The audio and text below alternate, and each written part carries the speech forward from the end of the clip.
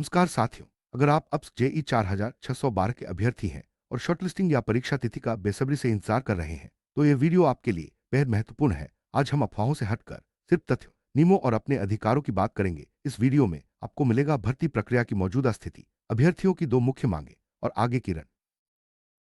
JEE 4612 भर्ती प्रक्रिया पिछले काफी समय से अटकी हुई है। हजारों योग्य अभ्यर्थी लगातार इस असमंजस में हैं कि शॉर्टलिस्टिंग कब आएगी और परीक्षा की तारीख कब घोषित होगी। इस अनिश्चितता ने न सिर्फ आपकी तैयारी को प्रभावित किया है, बल्कि आपके भविष्य और मानसिक स्थिति पर भी असर डाला है। ऐसे में यह जानना जरूरी है कि आखिर देरी के पीछे क्या कारण है। अभ्यर्थियों के मन में लगातार चिंता बनी हुई है। ना तो शॉर्टलिस्टिंग की कोई खबर है, न ही परीक्षा की तारीख सामने आई है। इस वजह से तैयारी में भी असमंजस है। कब तक पढ़ाई करें, किस दिशा में आगे बढ़े और क्या आगे की योजना बनाए। मानसिक तनाव और भविष्य की चिंता हर अभ्यर्थी के लिए बड़ी चुनौती बन गई है। ऐसे में सही जानकारी और एकजुटता ही सबसे बड़ा सहारा है। अब सवाल उठता है, हमें अपनी बात कैसे रखनी है। सबसे पहले संयमित भाषा का इस्तेमाल करें, अपनी मांगे तथ्यों के आधार पर रखें और हमेशा एकजुट होकर शांतिपूर्ण तरीके से आगे बढ़े। न तो गुस्सा दिखाए, न ही अफवाह फैलाए। आपकी मांगे स्पष्ट और वैध होनी चाहिए ताकि प्रशासन तक आपकी आवाज सही तरीके से पहुंचे। अभ्यर्थियों की पहली और सबसे अहम मांग है अब जेई 4612 की शॉर्टलिस्टिंग तुरंत जारी की जाए। साथ ही शॉर्टलिस्टिंग का क्राइटेरिया भी सार्वजनिक किया जाए ताकि सभी को पता चल सके कि चयन किस आधार पर हो रहा है। इससे योग्य अभ्यर्थियों के साथ कोई अन्याय नहीं होगा और प्रक्रिया पारदर्शी रहेगी। दूसरी मांग है अब जेई 4612 की परीक्षा तिथि जल्द घोषित की जाए। इससे अभ्यर्थियों को अपनी तैयारी की दिशा तय करने में आसानी होगी और भर्ती प्रक्रिया समयबद्ध तथा पारदर्शी बन सकेगी। परीक्षा की तारीख घोषित होने से अभ्यर्थियों को अनिश्चितता से राहत मिलेगी और वे अपने भविष्य की योजना बेहतर तरीके से बना पाएंगे। हमारी दोनों मांगे, शॉर्टलिस्टिंग और परीक्षा तिथि की घोषणा, पूरी तरह से न्यायसंगत हैं। ये मांगे न तो किसी के खिलाफ हैं, न ही अनुचित। हर अभ्यर्थी को पारदर्शी और समयबद्ध प्रक्रिया का अधिकार है। जब तक ये दोनों मांगे पूरी नहीं होती तब तक संघर्ष जारी रहेगा। अब सवाल है, अपनी मांगे कहां रखें। इसके लिए अभ्यर्थियों ने तय किया है कि वे शांतिपूर्ण तरीके से अप्स कार्यालय लखनऊ के पिकअप बाउन जाएंगे। यही वह स्थान है जहां से भर्ती से जुड़े सभी निर्णय लिए जाते हैं। वहां जाकर अपनी बात रखना सबसे प्रभावी तरीका है। अप्स कार्यालय जाना इसलिए जरूरी है क्योंकि भर्ती प्रक्रिया लंबे समय से लंबित है। हजारों अभ्यर्थी इससे प्रभावित हैं और अब तक शॉर्टलिस्टिंग या परीक्षा तिथि पर कोई स्पष्ट जवाब नहीं मिला है। ऐसे में अब इंतजार नहीं, बल्कि जवाब चाहिए। अपनी आवाज उठाना ही एकमात्र रास्ता है। संघर्ष किसी के खिलाफ नहीं है, बल्कि अपने भविष्य के लिए है। अगर आज हम चुप रहे तो कल हमें कोई जवाब नहीं मिलेगा। इसलिए एकजुट रहना, संगठित रहना और अपने हक के लिए आवाज उठाना जरूरी है। यह लड़ाई सिर्फ नौकरी के लिए नहीं, बल्कि अपने अधिकारों के लिए भी है। भले ही प्रक्रिया में देरी हो रही है, लेकिन अपनी तैयारी में कोई कमी ना आने दे। समय का सही इस्तेमाल करें, पुराने पेपर्स हल करें और अपने सिलेबस को बार बार दोहराए। मानसिक रूप से मजबूत रहें और खुद पर भरोसा बनाए रखें। अफवाहों से दूर रहें और सिर्फ आधिकारिक सूचनाओं पर ही भरोसा करें। सोशल मीडिया या अन्य स्रोतों से मिलने वाली अपुष्ट खबरों पर ध्यान न दें। सही जानकारी ही आपको सही दिशा में आगे बढ़ने में मदद करेगी। जब सभी अभ्यर्थी एकजुट होकर अपनी मांग रखते हैं तो उनकी आवाज ज्यादा प्रभावी होती है। एकता में ही शक्ति है। इसलिए सभी को मिलकर शांतिपूर्ण और संगठित तरीके से अपनी बात रखनी चाहिए। अपनी मांगे रखने का सबसे अच्छा तरीका है शांतिपूर्ण प्रदर्शन। इससे आपकी बात प्रशासन तक सही तरीके से पहुंचती है और आपकी छवि भी सकारात्मक बनी रहती है। किसी भी तरह की हिंसा या अव्यवस्था से बचें। प्रदर्शन या अपनी बात रखते समय सभी सरकारी नियमों और दिशा निर्देशों का पालन करें। इससे आपकी मांगे वैध और प्रभावी रहेंगी। नियमों का पालन करने से प्रशासन भी आपकी बात को गंभीरता से लेगा।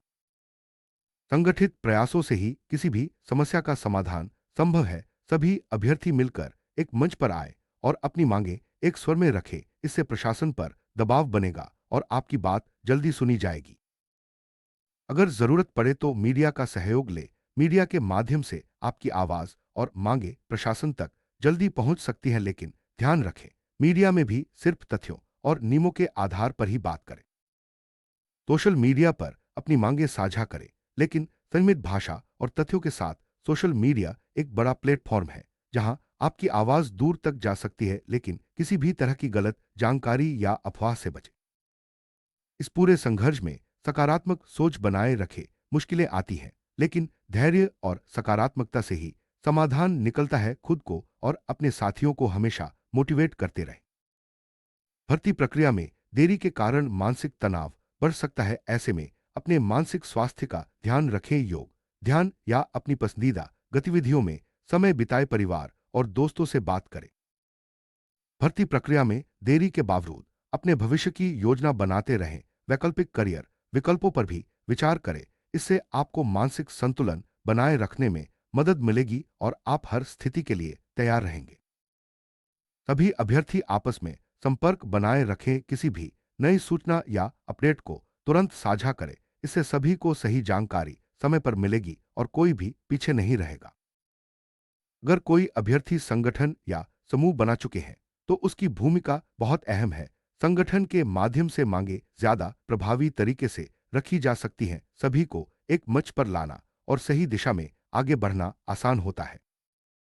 प्रशासन से संवाद करते समय हमेशा तथ्यों और नियमों का हवाला दे। अपनी बात को शांतिपूर्वक और स्पष्ट रूप से रखें। इससे आपकी मांगे ज्यादा गंभीरता से सुनी जाएंगी। अप्स की भर्ती प्रक्रिया के नियमों की पूरी जानकारी रखें।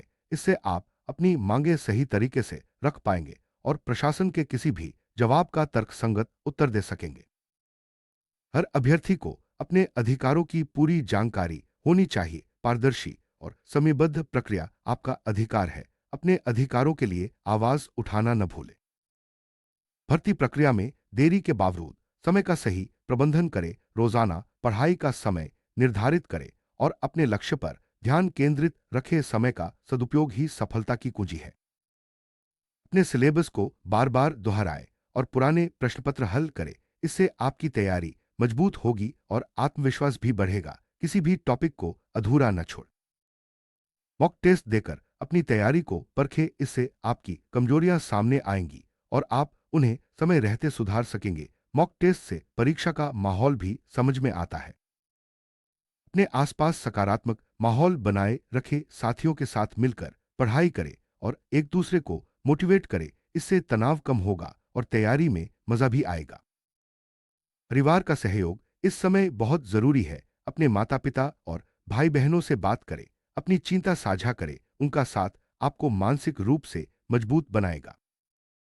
इतिहास गवाह है कि जब भी युवा एकजुट हुए हैं, बदलाव जरूर आया है। कई बार देरी हुई, लेकिन संगठित प्रयासों से समाधान भी निकला। इसलिए अपने संघर्ष को सकारात्मक रूप में ले। प्रशासन से सवाल पूछना आपका अधिकार है। अगर कोई जवाब नहीं मिलता तो बार बार पूछें, लेकिन संयमित और शांतिपूर्ण तरीके से सवाल पूछने से ही जवाब मिलेगा। अगर जरूरत पड़े तो सार्वजनिक मंचों का उपयोग करें। आरटीआई, जनसुनवाई या अन्य सरकारी प्लेटफॉर्म पर अपनी बात रखें। इससे आपकी मांगे रिकॉर्ड में आएंगी और जवाब मिलने की संभावना बढ़ेगी। समूह में हमेशा शक्ति होती है, अकेले आवाज उठाने से बेहतर है। सभी मिलकर एक साथ अपनी बात रखें। इससे प्रशासन पर दबाव बनेगा और समाधान जल्दी मिलेगा। प्रशासन या मीडिया से संवाद करते समय हमेशा सकारात्मक और रचनात्मक भाषा का इस्तेमाल करें। इससे आपकी बात ज्यादा प्रभावी होगी और छवि भी बेहतर बनेगी। संघर्ष के दौरान धैर्य और संयम बनाए रखें। कभी कभी समाधान में समय लगता है, लेकिन लगातार प्रयास से ही सफलता मिलती है। खुद को और साथियों को धैर्य रखने के लिए प्रेरित करें। संगठित रणनीति के साथ आगे बढ़े। सभी अभ्यर्थी मिलकर एक योजना बनाएं। कहां और कैसे अपनी मांगे रखनी है। इससे आपके प्रयास ज्यादा असरदार होंगे। सकारात्मक ऊर्जा के साथ आगे बढ़ें। खुद को और अपने साथियों को हमेशा मोटिवेट करें। सकारात्मक सोच से ही मुश्किलें आसान होती हैं और रास्ता निकलता है। हर संघर्ष के बाद सफलता जरूर मिलती है। अपने भविष्य को लेकर हमेशा आशावादी रहें। मेहनत और संघर्ष का फल जरूर मिलेगा। जब सभी अभ्यर्थी एकजुट होकर अपनी आवाज उठाते हैं तो प्रशासन को जवाब देना ही पड़ता है। इसलिए अपनी आवाज को संगठित और मजबूत बनाएं। हर अभ्यर्थी को न्याय की उम्मीद है। पारदर्शी और समयबद्ध प्रक्रिया से ही न्याय संभव है। अपनी मांगों को लेकर हमेशा सकारात्मक और आशावादी रहें। यह संघर्ष सिर्फ नौकरी के लिए नहीं, बल्कि अपने अधिकारों और भविष्य के लिए है। अगर आज आवाज नहीं उठाई तो कल कोई जवाब नहीं मिलेगा। इसलिए एकजुट होकर शांतिपूर्ण और संगठित तरीके से आगे बढ़।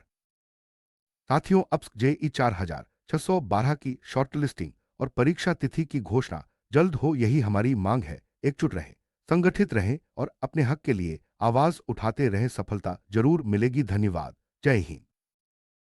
इस वीडियो के माध्यम से हमने अप्स जेई 4612 भर्ती प्रक्रिया की मौजूदा स्थिति, अभ्यर्थियों की दो मुख्य मांगे और आगे की रणनीति पर विस्तार से चर्चा की। उम्मीद है आपको यह जानकारी उपयोगी लगी होगी। अपने अधिकारों के लिए हमेशा जागरूक रहें और सकारात्मक सोच के साथ आगे बढ़ें।